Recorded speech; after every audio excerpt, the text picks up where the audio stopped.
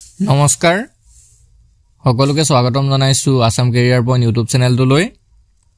বন্ধুসকল আজিৰ ভিডিঅ'টিত আমি আপোনালোকৰ আগন্তুক অনুষ্ঠিত হ'ব লগা ডিএমই গ্ৰেড 3 নন টেকনিক্যাল এক্সামৰ বাবে সহায়ক হোৱাকৈ কেইটামান অতিকৈ গুৰুত্বপূৰ্ণ জিকে কোৱেশ্যন আলোচনা কৰিবলৈ ওলাইছো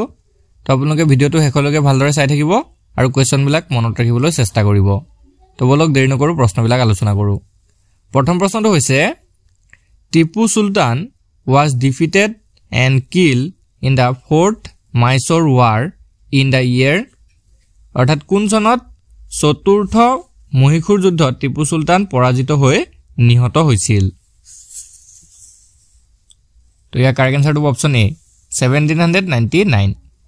তো মনত ৰাখিব চতুৰ্থ মহীশূৰ যুদ্ধটো হৈছিল 1799 চনত আৰু সেই তেতিয়াই টিপু সুলতান পৰাজিত হৈছিল আৰু নিহত হৈছিল Next question to hoise during the period of Indus Valley civilization a great bath was built at kun sthanot Hindu upotyoka সভ্যতাৰ সময়ছোৱাত এটা ডাঙৰ স্নানস্থলী নিৰ্মাণ কৰা হৈছিল তো ইয়াৰ কাৰেক্ট আনসাৰটো অপচন বি মহেঞ্জোদাৰো তো মনত ৰাখিব মহেঞ্জোদাৰোত এটা ডাঙৰ স্নানস্থলী নিৰ্মাণ কৰা হৈছিল বা উদ্ধাৰ পোৱা গৈছিল নেক্সট কোৱেশ্যন তো হৈছে the first women's university in India was founded by কোনে ভাৰতৰ প্ৰথম মহিলা বিশ্ববিদ্যালয়খন প্ৰতিষ্ঠা কৰিছিল তো ইয়াৰ কাৰেক্ট আনসাৰটো হ'ব অপচন এ ধন্দ কেশৱ কাৰ্বে তো মনত ৰাখিব ধন্দ কেশৱ কাৰ্বে প্ৰথম মহিলা বিশ্ববিদ্যালয়খন প্ৰতিষ্ঠা কৰিছিল আৰু চনটো আছিল 1916 ঠিক আছে মনত ৰাখিব 1916 চনত তেওঁ বিশ্বৰ প্ৰথমখন মহিলা বিশ্ববিদ্যালয় প্ৰতিষ্ঠা কৰিছিল ভাৰতৰ প্ৰথমখন মহিলা বিশ্ববিদ্যালয় প্ৰতিষ্ঠা কৰিছিল নেক্সট কোৱেশ্যনটো হৈছে হু was the first governor of Assam অৰ্থাৎ অসমৰ প্ৰথম ৰাজ্যপাল কোন আছিল ইয়াৰ শুদ্ধটো অপচন ডি ছাৰ আকবৰ হায়দৰী ঠিক আছে ছাৰ আকবৰ হায়দৰী আছিল অসমৰ প্ৰথমজন ৰাজ্যপাল Next question to hoise who is the first woman to receive Jananpith award অর্থাৎ জ্ঞানপীঠ বঁটা লাভ কৰা প্ৰথম মহিলা কোন আছিল তো বন্ধুসকল ৰাইট আনসাৰটো অপচন বি আশাপূৰ্ণা দেৱী আছিল জ্ঞানপীঠ বঁটা লাভ কৰা প্ৰথম অসমীয়া মহিলা নেক্সট কোৱেশ্যন তো হৈছে who among the following is known as দেশৰত্ন হিচাপে কোন জনাজাত বা দেশৰত্ন বুলি কাক জনা যায় শুদ্ধটো অপচন সি ডক্টৰ ৰাজেন্দ্ৰ প্ৰসাদ ঠিক আছে মনত ৰাখিব ডক্টৰ ৰাজেন্দ্ৰ প্ৰসাদকে দেশৰত্ন বুলি জনা যায় next question in which year was environment protection act implemented অৰ্থাৎ কোনটো চনত পৰিৱেশ সুৰক্ষা আইন কাৰ্যকৰী কৰা হৈছিল the correct answer is option B November 1986 চনৰ নৱেম্বৰ মাহত নেক্সট টু হৈছে the main environmental problem of Assam is অসমৰ প্ৰধান প্ৰাকৃতিক সমস্যা কি তো এটো সকলে জানিব লাগে অপচন এ তো হ'ব শুদ্ধতৰ ফ্লাড বানপানী হৈছে অসমৰ প্ৰধান প্ৰাকৃতিক সমস্যা নেক্সট কোৱেশ্যন তো হৈছে which one of the following is not a vertebrate তলৰ কোনটো মেৰুদণ্ডী প্ৰাণী নহয় তো বন্ধুসকল ৰাইট আনসাৰটো অপচন এ স্নেইল অৰ্থাৎ হামুকটো মেৰুদণ্ডী প্ৰাণী নহয় নেক্সট হৈছে which of the following can be used as a moderator in a nuclear reaction তলৰ কোনটোক নিউক্লিয়াৰ বিক্ৰিয়াত মডাৰেটৰ হিচাপে ব্যৱহাৰ কৰিব পাৰি the correct answer is option d গ্ৰেফাইটটোক এটা নিউক্লিয়াৰ বিক্ৰিয়াত মডাৰেটৰ হিচাপে ব্যৱহাৰ কৰা হয় নেক্সট কোৱেশ্যনটো হৈছে polio vaccine was discovered by polio vaccine কোনে আৱিষ্কাৰ কৰিছিল এটো ইম্পৰ্টেন্ট কোৱেশ্যন হয় মনত ৰাখি থব কাৰেক্ট আনসাৰটো is option D Jonas Salk ঠিক আছে জোনাছ সাল্কে পলিঅ ভ্যাকচিন আৱিষ্কাৰ কৰিছিল নেক্সট কোৱেশ্যনটো হৈছে what is the full form of RBC আৰবিসিৰ সম্পূৰ্ণ ৰূপটো কি তো বন্ধুসকল ইয়াৰ ৰাইট আনসাৰটো অপচন বি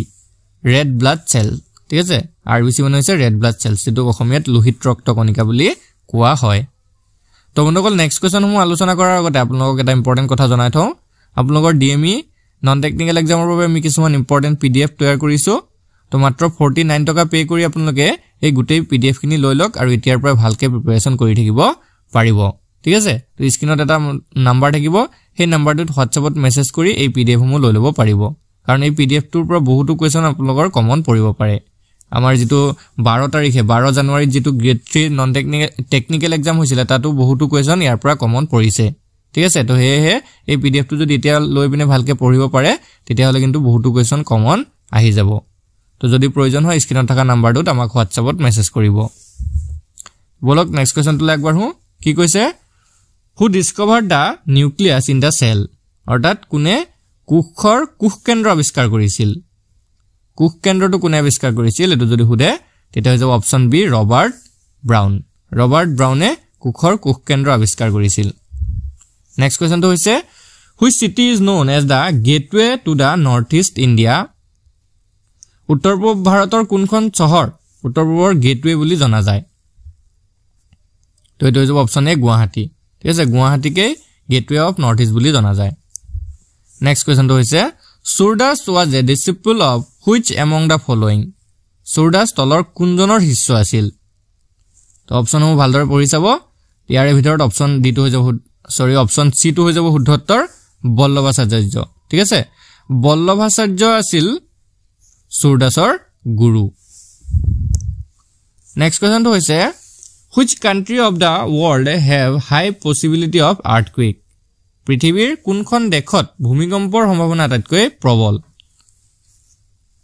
তো এই অপচন কেইটাৰ ভিতৰত অপচন ডি টো হৈ যাব শুদ্ধ উত্তৰ জাপানটো হৈছে এটা ভূমিকম্প প্ৰবল দেশ নেক্সট কোৱেশ্চনটো হৈছে what is the new name of the Rajiv Gandhi খেল ৰত্ন এৱাৰ্ড ৰাজীৱ গান্ধী যেটো খেল ৰত্ন বঁটা আছে তাৰ নতুনকৈ এটা নামকৰণ কৰা হৈছে সেই নতুন নামকৰণটো বা নতুন নামটো কি হয় তো ইয়াৰ ৰাইট আনসাৰটো হৈ যাব অপচন বি ধ্যানচন্দ ঠিক আছে ধ্যানচন্দ বুলি নাহি মেজৰ ধ্যানচন্দ খেল ৰত্ন এৱাৰ্ড বুলিও আহিব পাৰে তো মনত থাকিব এটো হৈছে শুদ্ধ উত্তৰ নেক্সট কোৱেশ্চনটো হৈছে uranium mines are found in which of the following states অৰ্থাৎ তলৰ কোনখন ৰাজ্যত ইউৰেনিয়াম খনি পোৱা যায়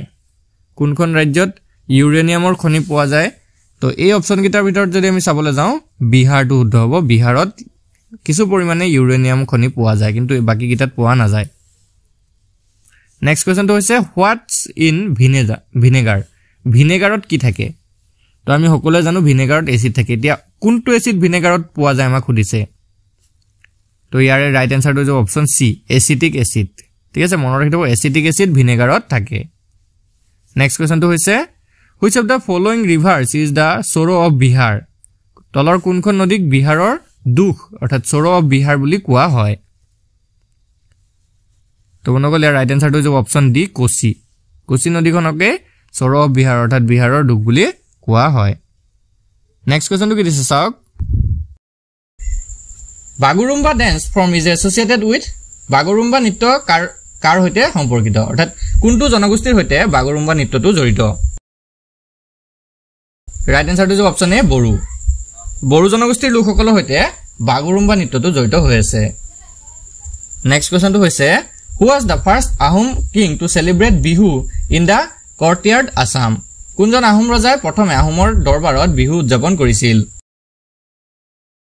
ৰাইট আনসাৰটো হ'ব অপচন ডি ৰুদ্ৰসিংহই প্ৰথম ৰংঘৰৰ চোতালত বিহু উদযাপন কৰিছিল নেক্সট কোৱেশ্চনটো হৈছে who was the first Borphukan of Ahom kingdom Ahom ৰাজ্যৰ প্ৰথম বৰফুকন কোন আছিল ইয়াৰ ৰাইট আনসাৰটো হ'ব অপচন সি এটো সি হ'ব লাগিছিল অপচন সি টো হৈ যাব শুদ্ধ উত্তৰ লাংগি পানিছিয়া বৰফুকন তো লাংগি পানিছিয়া বৰফুকন বুলি নহয় অকল লাংগি পানিছিয়া বুলি আহিব পাৰে তো তেৱে আছিল আহোমসকলৰ প্ৰথম বৰফুকন নেক্সট কোৱেশ্চনটো হৈছে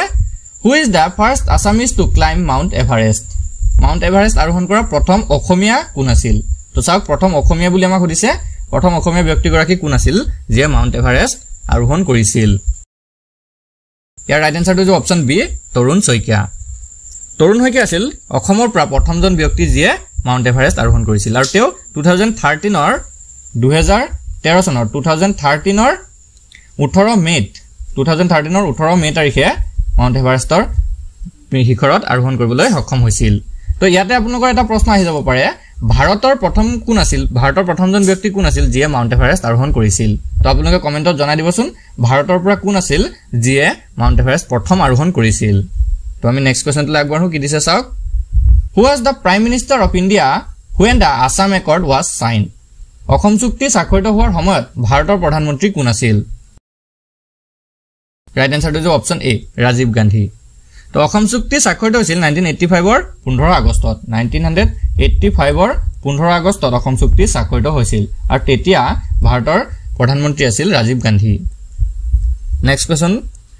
আত্মনুসন্ধান is an autobiography written by Atmanusandhan নামৰ আত্মজীৱনী কাৰ দ্বাৰা ৰচিত বন্ধুসকল ইয়াৰ ৰাইট আনসাৰটো হ'ব অপচন এ হোমেন বৰগোহাঁই তো হোমেন বৰগোহাঁই আত্মনুসন্ধান নামৰ আত্মজীৱনীখন লিখিছিল next question the logo of Assam সাহিত্য সভা ওয়াজ ডিজাইন বাই অসম সাহিত্য সভাৰ প্ৰতীকটো কোনে আঁকিছিল বা কোনে ডিজাইন কৰিছিল ইয়াৰ ৰাইট আনসাৰটো হ'ব অপচন বি যুগল দাস তো অসম সাহিত্য সভাৰ প্ৰতীকটো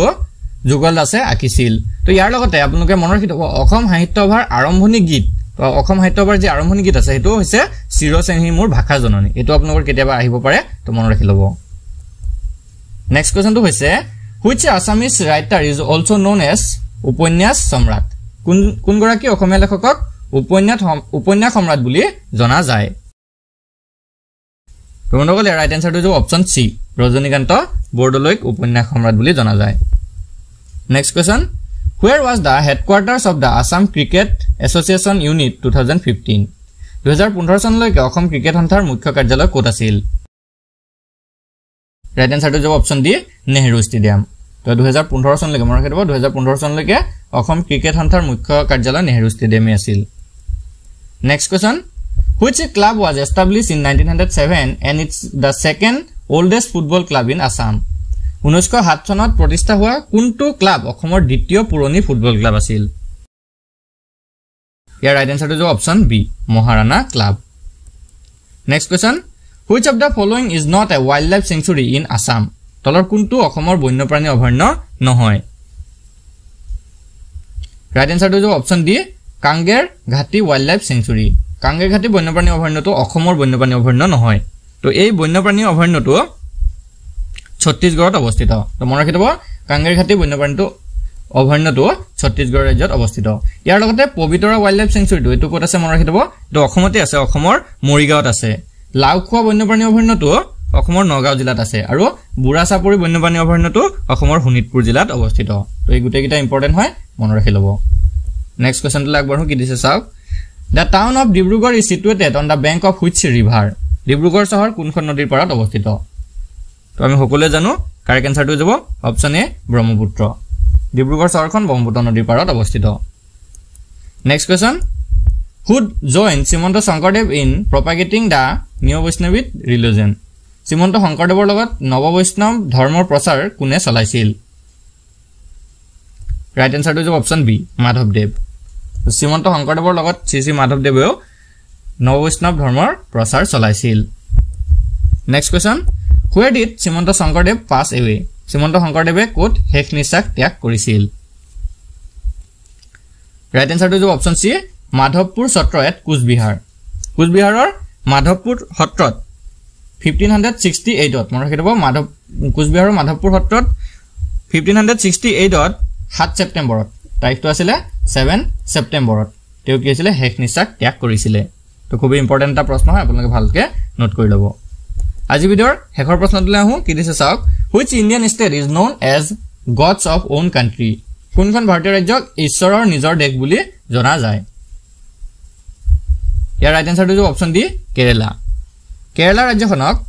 গডছ অফ ওন কান্ট্ৰি অৰ্থাৎ ঈশ্বৰৰ নিজৰ দেশ বুলি জনা যায়